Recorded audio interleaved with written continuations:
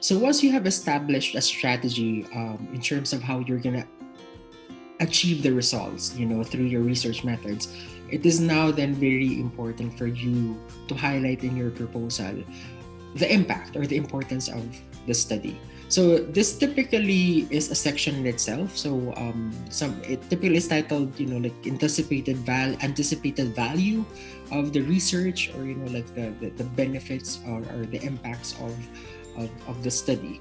And so there's a wide range of importance that you can highlight. So for example, you can answer the questions: are you solving a local, national, or a global issue? Are there economic benefits from your proposed research project if you are successful? So there's a bunch of resources, like from which you can get these information. So you can look at industry reports, government and market research, or studies. Whenever you are stating some of these benefits, it is most important that these are also still based on established information. So you just don't say that, this is gonna solve the world's problem. But then if they ask you why and how, you should be able to answer them, and you should also be able to refer to reputable studies and knowledge. So medyo ito po ay characteristic tendency of most of us, especially those who are not really that experienced in terms of writing research proposals. So we tend to claim big things, we tend to use big words, but then the question is, can you back it up with information, with verifiable information? So if the answer is no, then you have to be able to substantiate like all those claims. It's very important. Another set of potential impacts of a particular study would be, are you improving consensus knowledge when it comes to that field? Are you redefining, or are you changing up the understanding of a particular subject matter?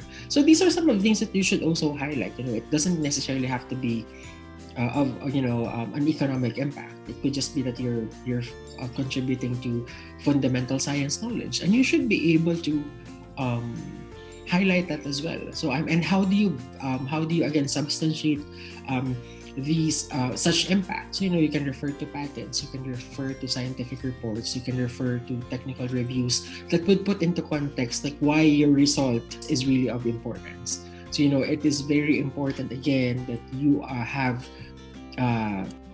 that you're establishing like these claims, with verifiable background information.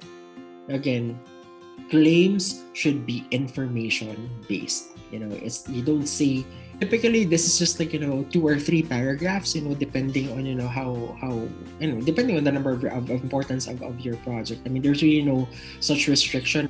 The last section of the research proposal would be the references section. So as I have mentioned earlier, a research proposal is a combination of ideas, of related studies that other people may have established.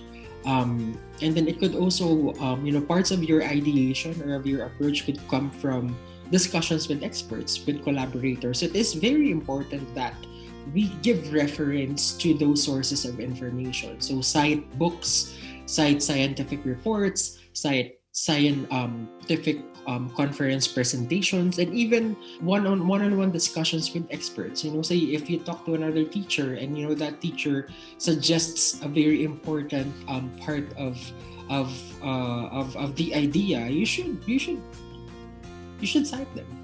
You should give them credit.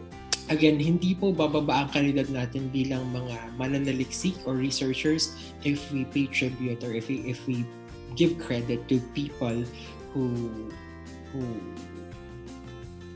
established these information before us. So sabi nga nila, we stand on the shoulder of giants. So it's by referencing them, we are acknowledging the importance of their work.